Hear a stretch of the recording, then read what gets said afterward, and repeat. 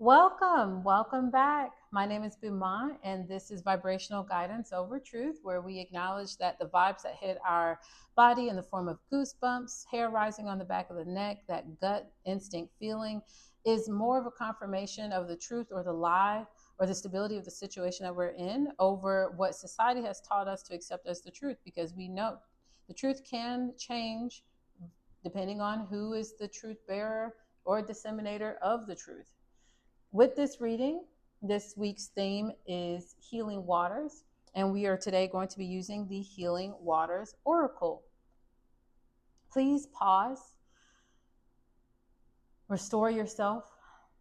We're going to look at the call in medicine that springs up from sacred rivers, from the tears that have carved our becoming of who we are today. Water heals not by force, but by flow, and it teaches us to surrender is not weakness, but it is wise dominion. It helps us to let go, to forgive, and to hydrate our spiritual self and to begin again. Let this reading be a sacred wash. Let it soften what has grown rigid and let it soothe what has been aching. After grounding comes the washing, and water shows us what still clings. So I pray that you rise, that you cleanse, that you be lightened and hydrated. And remember, you do not have to carry everything forever. Some burdens are always meant to float away. So the deck we're using for this reading is the Healing Waters Oracle. Again, I am not a hoarder of any act of divination. And I'm so excited for our reading. So let us begin with our first question. What part of the collective is ready to be forgiven? So what part of you are you ready to forgive that maybe you have not been actively forgiven that part of yourself? What part of ourself are we ready to forgive?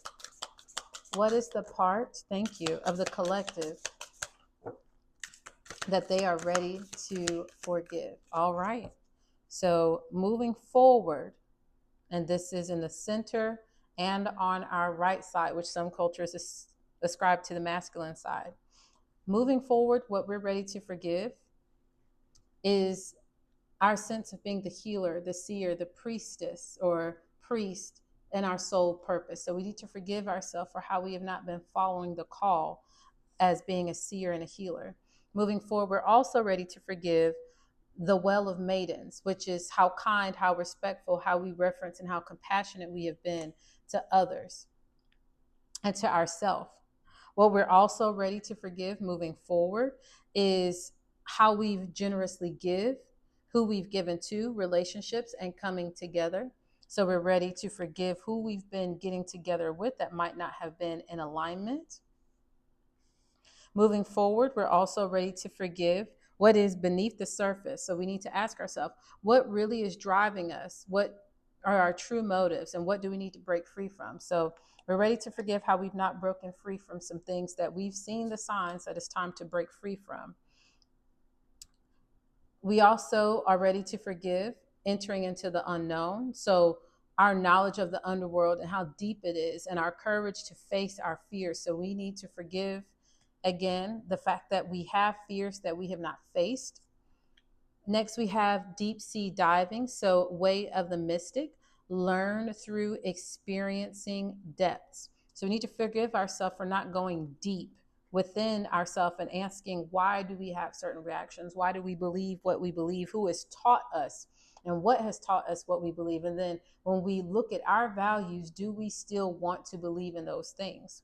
And then finally, moving forward, we have the pink dolphin.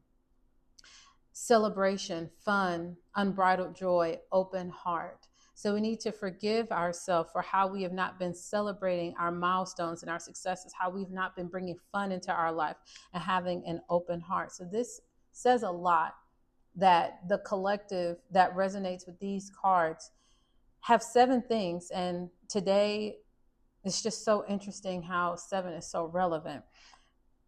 But seeing and being a healer. You got to get into that if that's what you've been called to do in this lifetime. Being kind and respectful to yourself first and then to others. Again, on this channel, we focus first on the self. So you need to forgive how you have not been kind and respectful to yourself and start respecting yourself and being kind to yourself. Who have you been generously given to? Who has been generously given to you? Who has not been giving generously to you? And who and what are communities that are less fortunate than yourself that you have not been giving to? You are bountiful. And to see your life from a perspective of abundance versus lack is going to allow you the opportunity to open up that flow of giving and receiving. And then what's really driving you? You need to sit and ask yourself, what are your true motives? Why are you at that job? Why are you in that relationship? Why are you responding to people the way that you are? And when you break free from the assumptions and you act based upon those confirmations, you'll comprehend who you truly are and what's driving you.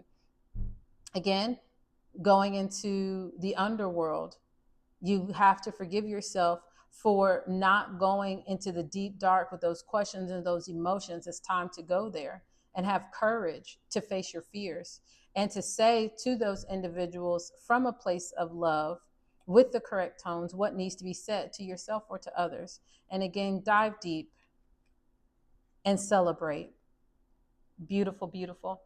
Our next question is, how can I soften where I have been hardened? So where can we allow water to help us as an element see where we need to soften, where we have hardened ourselves? How can we soften where we have hardened ourselves? How can we soften ourselves where we have hardened ourselves? Thank you so much for the answers. So first coming out, we have right on top of generously given, relationships coming together, and what's really driving us, what we need to soften is the Isle of Avalon, healing, returning to wholeness, and transformation. So right now, what we need to soften very clear is ourself to this journey of healing. We need to do whatever that is. And this woman here is in a luscious green garden and she is soaking in a bath. So return to wholeness. Figure out what your spiritual practices, your spiritual rituals, your routines need to be. If it's prayer first thing in the morning for a timer of 1 minute, 5 minutes, 8 minutes, 10 minutes on your timer, do that. If it's sitting by candlelight and reciting a mantra, do that. But there's some aspect of your healing journey that you have not been tapping into, and you need to soften yourself to gearing up and revving up that area of your returning to wholeness so that your transformation can be in that phase starting to work towards completion. And then in the opposite direction, looking back, what we need to soften is the rainbow, the sweet relief, the new beginning, a new way forward. So we need to soften ourselves to looking back at how our past life experiences actually provided us with a way forward. And when we look back and we see, this sweet relief, I'm thinking goodness, source, God, angels, ancestors, other divinations, other spirits. I'm just so thankful for the reason of not being in that situation anymore. And that not being there, though there might be emotional memories and triggers that I'm realizing I don't have, this is my new beginning. And this is a way for us to see the new forward, the new parts of ourselves in life. And we have time for one more question. So let's go ahead and ask it. Where do we need spiritual hydration? So where do we need to hydrate this healing journey, this sweet relief? What is our spiritual hydration? So what is our spiritual hydration? Do you have any answers for how we can spiritually hydrate ourselves? Nothing came out, and I'm just wondering what's at the bottom of the deck. Atlantis. Keep the big vision. Stay in alignment as you grow. Wonderful. So thank you so much for tuning in, and I hope you have a wonderful rest of your dawning, afternoon, or evening.